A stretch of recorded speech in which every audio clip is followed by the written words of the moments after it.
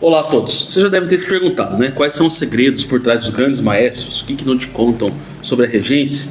E hoje esse vídeo é para lançar alguma luz sobre esse assunto, que a figura do maestro, ela continua sempre exercendo um grande fascínio, né, sobre a humanidade inteira.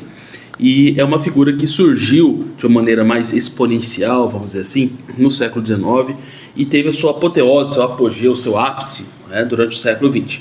Hoje nós vivemos uma situação um pouco mista, um pouco híbrida, que eu vou comentar depois, né? A regência ela não está mais no mesmo patamar do século passado, né? Por causa das novas tecnologias, das novas formas de ouvir música, tá? Porém, o maestro tem uma função muito importante que eu vou comentar aqui ainda. A função do maestro, pessoal, acima de tudo, né? Vamos pegar aí pela origem da palavra. Maestro significa o quê? Professor, tá? O maestro é o professor dos músicos, né? Ou seja, o líder, aquele que vai e mostra o caminho. Conductor, em inglês, né? É aquele que conduz. Então, conduz o caminho da interpretação musical. Então, uma das principais funções do maestro é essa função de ser o líder condutor. Porque o que acontece? Se você juntar bastante músico, vários músicos no lugar, sem uma liderança, isso acontece, não precisa necessariamente ser numa orquestra. Qualquer tipo de agremiação, de ajuntamento musical, tem essa questão. Até mesmo uma banda de rock, sempre tem um líder, sempre tem a pessoa que dá o caminho, dá a direção, né, para o grupo. Então, essa função da liderança musical, que tem aí a sua encarnação na figura do maestro. E ela começou a ser entendida dessa maneira no século XVII, a partir da atuação de uma figura ilustre, né, que é considerado o pai da regência, que é o Jean-Baptiste Lully, francês, compositor, e era mestre de capela real da corte do rei da França, e ele tinha um bastão, o qual ele marcava o tempo para os músicos, né? Esse bastão, uma vez ele bateu no próprio pé, e essa ferida que provocou essa batida, né, infeccionou, inflamou. Naquela época não existiam antibióticos, isso foi em 1690 e pouco por aí, e ele acabou vindo a óbito, né, por conta disso, por causa dessa ferida, né? Vocês vejam que a profissão do maestro é uma coisa perigosa desde o seu início. Então, o primeiro maestro assim conhecido, reconhecido como tal, teve esse fim trágico, né? Então, mas isso aí, né, claro que a gente leva em consideração as condições da época. Mas vejam só, uma coisa interessante, né, é que a figura do maestro foi tomando um corpo cada vez maior ao longo da história da música. No século do classicismo já tínhamos os grandes compositores maestros também, como o próprio Haydn, Mozart que regia suas próprias óperas, né?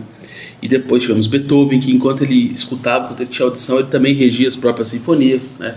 A famosa estreia da Terceira Sinfonia de Beethoven, né, lá em Viena, foi regida pelo próprio compositor, que provocou um grande escândalo, porque é um tipo de música que não estava no radar do povo daquela época, né? Eles não entenderam muito bem a profundidade. Hoje Beethoven é bem compreendido, né? Bem valorizado no mundo todo, mas naquela época ele era considerado um maluco, tá? Maluco genial, mas tinha muita gente que não gostava dele.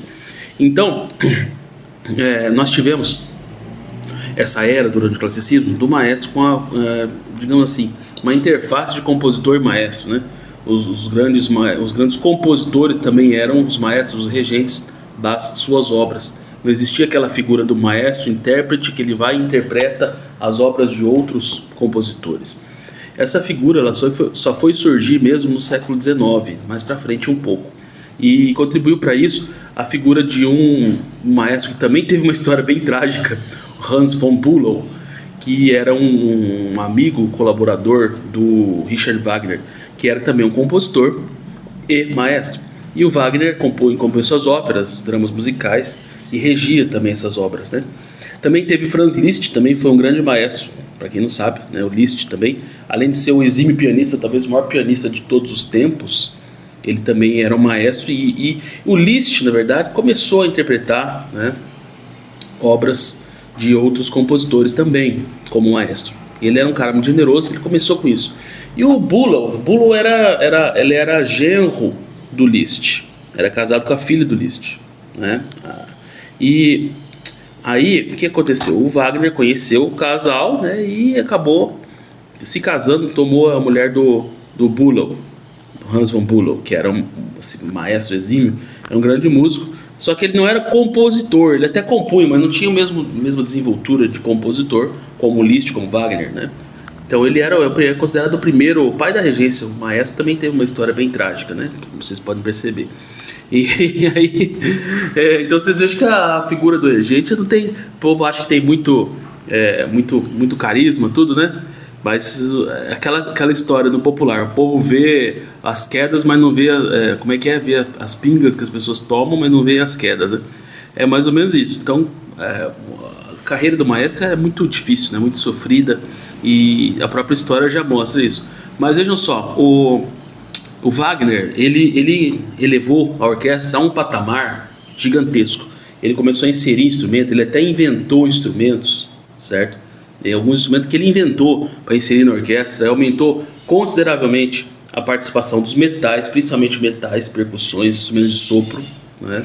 A orquestra de cordas permaneceu completa, e ele deu uma nova dimensão para um peso orquestral para expressar aquilo que ele queria expressar nos dramas musicais, na sua Gesamtkunstwerk, que é a obra de arte total, como ele concebia a música e a arte de modo geral, nessa junção de todas as artes. Tá? Então juntava o teatro, a mitologia, o cenário, a parte de figurino, dança, interpretação cênica, teatral, interpretação musical, canto lírico, o colorido orquestral, a composição para a orquestra em si, né? Então Richard Wagner é um compositor completo, um grande gênio, só que assim, teve essa consequência, esse efeito colateral das obras dele. A orquestra se avolumou, se agigantou, e isso exigiu cada vez mais a figura do maestro. Quer dizer, não dá para você fazer uma ópera de Wagner sem um maestro, não dá para a orquestra interpretar aquilo sozinho, ficar perdidos, os músicos ficariam perdidos, até porque na duração de uma ópera de Wagner, 3, 4 horas, vocês imaginam só, sem um regente, sem um condutor.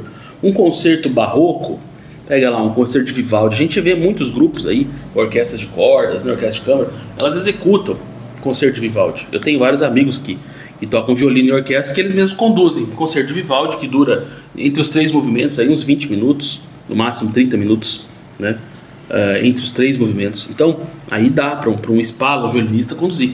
Porém, quando a massa orquestral se avoluma, ela começa a ficar mais densa, com mais participação de instrumentos. Ainda ontem eu estava repassando algumas sinfonias aqui que eu gosto de estudar. A Sinfonia 40 de Mozart mesmo é uma sinfonia que sem maestro não dá para fazer. Não dá, ela é cheia de entradas nos contratempos, ela tem uma alternância gigantesca entre os grupos instrumentais, sopros, cordas graves, cordas agudas, não tem muito a parte de metais, porém a participação das madeiras já é muito grande, e tem uma polifonia tremenda, né? A gente escuta aquilo, é tão natural, uma obra tão conhecida, né? Tão natural no nosso imaginário, que a gente não para para pensar na complexidade. Uma outra sinfonia mesmo que eu estava olhando ontem também, estava estudando, é a Sinfonia número 8 de Schubert, também conhecida como Inacabada. Tem 2 movimentos, e ela é também de uma densidade sonora tremenda, gigantesca, profundas e pesadas massas orquestrais, né? Tem contrapontos também o tempo todo, alternância de grupos instrumentais. Não tem como executar uma obra dessa sem um maestro, sem um conductor, certo? Então a gente vê como é que se dá o trabalho do maestro. Muitas vezes as pessoas não param para pensar nisso, e é importante a gente falar aqui. Eu falei agora que não dá a função do maestro, né? Não dá para você ter um repertório mais complexo, com mais músicos, com mais grupos instrumentais, né? Sem a figura do maestro. Porém, tem um outro detalhe, que as pessoas também não sabem como é que funcionam os bastidores da atuação do regente, do maestro, perante uma orquestra ou grande coral, né? Então assim, tem uma rotina de ensaios, tem que ter muitos ensaios. O maestro, quando chega com um grupo, ou ele monta um grupo, ou ele chega num grupo que já existe, que trabalha com outro maestro. Acontece muito dos maestros fazerem trabalho assim, convidados, né? Eles vão para outras orquestras, outros países, muitas vezes. E aí o que acontece? É preciso ter os ensaios, e é ali que se constrói a música, no ensaio. Não existe a seguinte situação: chega o maestro lá, com a orquestra parada, e executa a obra sem ensaio. Isso é uma coisa que, se aconteceu em algum lugar, isso é exceção, né? Foge da regra, foge. Eu já fiz isso, mas assim, porque eu viajo bastante, às vezes tinha uma orquestra lá e o pessoal me conhecia, e maestro, vem reger uma obra aqui e tal. Mas é coisa de improviso, não é nem certo fazer um negócio desse. Eu só faço isso porque Brasil é uma terra muito escassa, então quando a gente tem uma oportunidade a gente tem que aproveitar, né? Mas o certo mesmo é você ter ensaios, ter um período. Mas até acabou funcionando. Tem no meu YouTube aqui, tem várias apresentações minhas com orquestra que eu fiz sem ensaiar, mas eu não recomendo, tá? Eu acho que tem que ter ensaio, porque você tem que conhecer o grupo. Pelo menos um ensaio antes da apresentação tem que ter, tá certo? Até que você vai tocar numa banda, qualquer coisa, banda de garagem, você tem que ter um ensaio, né?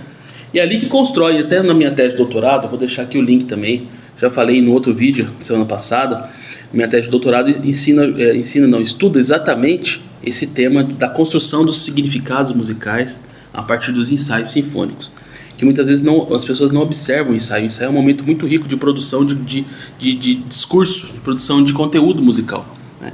E o conhecimento também dos músicos, ele se materializa, ele se atualiza e ele se cristaliza, né, no repertório do músico através dos ensaios. E eu não estou falando só do ensaio sinfônico, o ensaio individual que o músico faz em casa, sozinho, à noite, sem ninguém ver. Ali também ele está construindo o conhecimento musical, construindo a interpretação dele, né? Todo instrumento você pode tocar um trecho musical, uma melodia, de várias maneiras diferentes. Então você vai sempre, através do ensaio, construir a sua interpretação. Isso que é o interessante na música, essa diversidade infinita, né, de formas, de variações, o contributo substancial, o contributo singular que você dá na obra musical. Isso também é um elemento que só a música nos proporciona. Talvez também na dança você pode fazer uma interpretação distinta. Nas artes performáticas, no teatro, de modo geral também, as artes performáticas, elas nos permitem, né, essa multiplicidade de abordagens, essa multiplicidade de interpretações, né? Claro que existe a obra em si, existe, no caso da música, nós temos a partitura, nós temos que ser fiéis à partitura, tá certo? Nós temos que ser fiéis. Então, isso é uma outra discussão que eu vou trazer aqui no canal também. Até que ponto nós temos que ser estritamente fiéis ao que está na partitura e até que ponto nós podemos inventar, dar nossas contribuições, porque também é possível, né?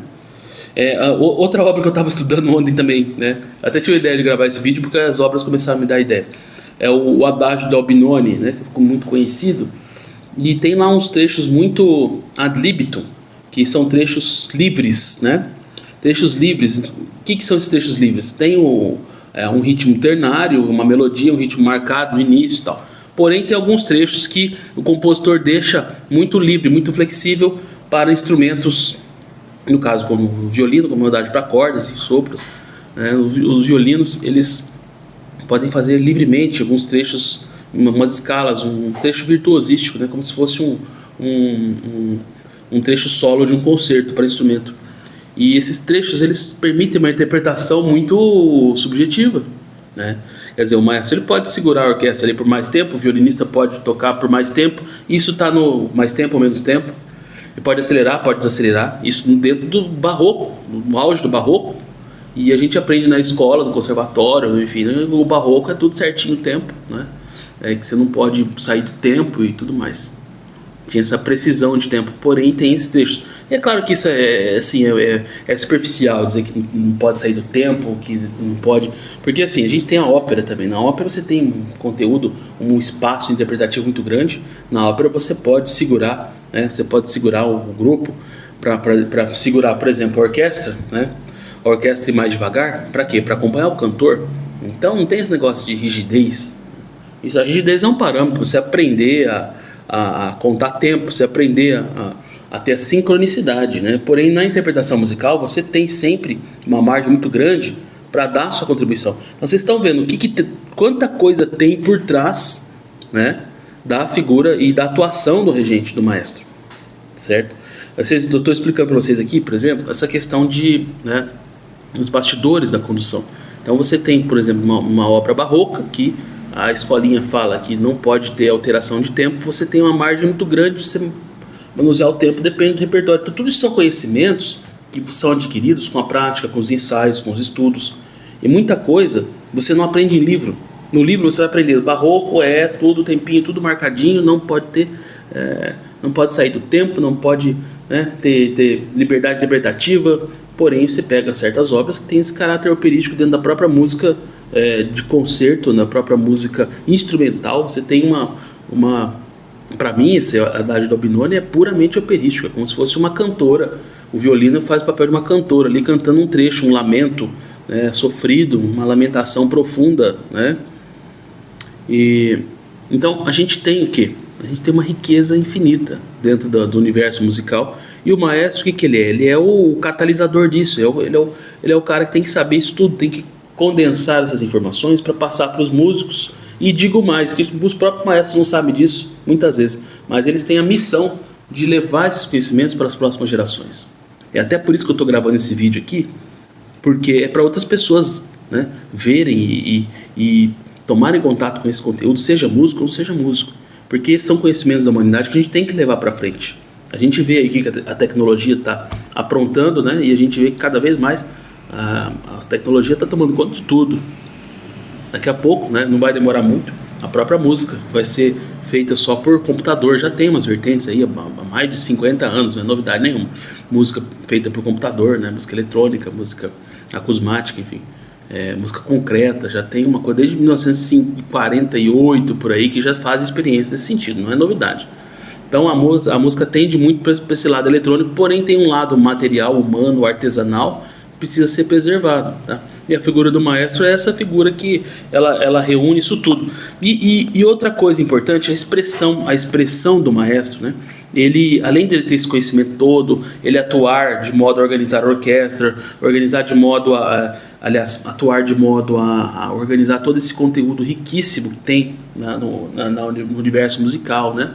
Na história da música, nos conhecimentos da musicologia, que é o estudo científico da música, que o maestro tem que conhecer também. Além disso, ele também tem a sua contribuição pessoal, né, que é a sua expressividade. Cada músico ele tem a sua expressão própria. Se você pegar a interpretação, por exemplo, de um Herbert von Karajan, um grande maestro do século XX, ela é bem diferente da interpretação de um Leonard Bernstein, ou de um Celibidache, ou de um Arturo Toscanini, né? Cada maestro interpreta essas sinfonias, essas obras de uma maneira muito diferente. Claro que isso também acontece com pianistas, né? Ontem mesmo eu ouvi o concerto para piano de Brahms, concerto para piano número 1 de Brahms, para piano e orquestra. E eu ouvi com um pianista que eu nunca tinha ouvido. Eu já ouvi muito, eu tenho um CD com Maurizio Pollini, né, com um grande pianista italiano. E esse CD para mim é uma referência, que eu ouvi tanto aquilo que para mim não existia outra interpretação melhor, é impossível ter outra interpretação. E para mim tava cristalizado aquilo na minha cabeça. Aí por acaso, olhando o YouTube aqui, eu me deparei com a gravação de ninguém menos que Sir Daniel Barenboim. Daniel Barenboim, que é um grande maestro também, que é para mim um dos músicos mais completos, se não o músico mais completo da atualidade. Ele acho que já tá com uns 80 anos, se não me engano, viu? Porque quando eu comecei a estudar música, ele já tinha uma certa idade. E já faz um tempo. Daniel Barenboim, ele é um músico nascido na Argentina, né? Ele é de origem judaica. E ele está há muitos anos radicado na Alemanha e dirige orquestras no mundo todo. Porém, ele também tem um diferencial. Ele é um exímio pianista. Ele gravou a obra inteira de Mozart, de Beethoven, inclusive os concertos para piano e orquestra, tocando e regendo. Então, para mim, é um mito. O pessoal fala de mito. O mito para mim é o Daniel Barenboim, tá? Isso é meu herói, tá? Assim como também é o Herbert von Karajan, o Leonard Bernstein, que também, além de tudo, era um grande compositor, um grande maestro, um grande compositor. Mas eu vou deixar para vocês, apesar que vocês procurem, nem preciso deixar o link, procurem aí, ó, a gravação do Daniel Barenboim no YouTube, tocando o concerto para piano número 1 de Brahms, sob a regência de ninguém menos que Gustavo Dudamel, né? Gustavo Dudamel, que perto do Barenboim, como maestro, é um maestro júnior. Apesar de ser muito talentoso, ele não tem a densidade, a profundidade do Barenboim como maestro, né? Mas é interessante você ver esse contraste da juventude, a energia do Dudamel, que é muito grande também, com a experiência, a maturidade e a profundidade do Barenboim. Então é uma gravação exímia, é da Deutsche Welle, se não me engano, essa gravação. Tem aí no YouTube, tá? Muito bem. Eu vou encaminhar para os finalmente aqui sobre a questão da interpretação. Questão da interpretação musical. Então, a interpretação musical, ela, eu já falei para vocês, já adiantei, ela não é rígida, ela não é fixa, ela não é imutável. Então tem um conteúdo, tem um espaço para a interpretação do maestro, tá? E isso, eu preciso citar o nome do grande maestro e compositor, que foi o grande nome dessa interpretação mais livre. Eu não vou dizer que é subjetiva, porque ela é profundamente embasada no conhecimento, tá? Ela seria subjetiva se inventasse um negócio aleatório, mas não. Gustav Mahler, Gustav Mahler levou também a regência a um novo patamar, né? Muito mais profundo. Ele era um exímio maestro e um exímio compositor, virtuoso em ambas as artes, né? Compôs sinfonias também maravilhosas, já inspirado pela expansão da orquestra wagneriana. Então a orquestra de Mahler também é uma orquestra gigantesca, e ele também compôs, né, com grandes grupos corais. Então, Sinfonia número 2, Sinfonia número 8, são sinfonias que ele já insere corais gigantescos, né? E tem até a pretensão dele de fazer um coro a 1000 vozes. Já foi feita a Sinfonia número 2, a Ressurreição, ela já foi executada com 1000 vozes, né? Então Mahler é uma coisa... Era judeu também, de origem, nascimento. Depois ele se converteu ao catolicismo, e ele era o grande diretor musical de Viena, né? Que Viena é a capital da música durante muito tempo, até hoje eu acredito que seja. E ele na sociedade vienense ali, que era uma sociedade católica, ele se converte ao catolicismo, e a obra dele é muito profunda também do ponto de vista espiritual, que reflete todos esses amadurecimentos dele. Eu preciso gravar vídeos aqui só sobre Mahler, com certeza, né? Mas apenas mencionando a importância e o peso dessa figura de Mahler como, digamos assim, o grande catalisador, o grande... não é que ele apressou, né? Ele aprofundou muito essa figura, essa importância, essa profundidade, né, do maestro. Se não fosse Mahler, o maestro seria uma figura secundária ainda hoje, assim, uma figura pouco conhecida. Mas ele colocou a figura do maestro no centro da cena musical mundial, né? Ele próprio foi um grande maestro requisitado, foi para Nova York, inclusive, né? Naquela época já, não era uma época que dava para você viajar muito fácil, tinha que viajar de navio, né? E ele revolucionou a ópera de Viena, tá certo? Colocou parâmetros, colocou regras. Antes era uma bagunça, o povo ia na ópera, gritava, xingava, jogava tomate. Ele botou regras, botou ordem, e isso foi expandido para o mundo todo. Porque você imagina, você vai assistir uma ópera, não gostei disso aqui, vou jogar um tomate, vou jogar um ovo. É uma bagunça. Então ele botou regra, falou, a música tem que ser respeitada. Ele colocou a música no altar, de fato.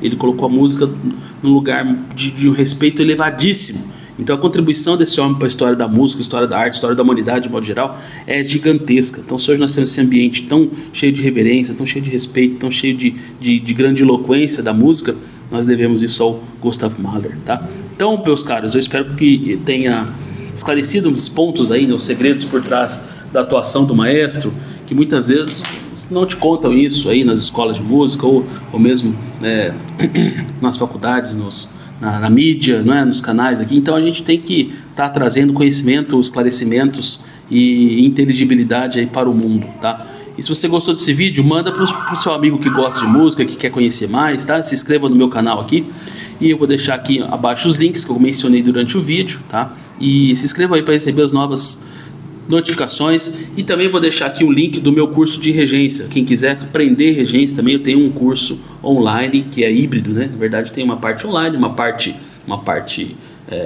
presencial também, que se dá aqui no nosso Festival de Música em Paraguas Paulista, e a pessoa vem aqui e faz aulas práticas com regência, e também tem essa parte teórica com os vídeos aí do curso online, tá bom? Então vou deixar aqui para quem quiser aprofundar mais os conhecimentos em regência orquestral e coral. Forte abraço a todos, fiquem com Deus, até a próxima.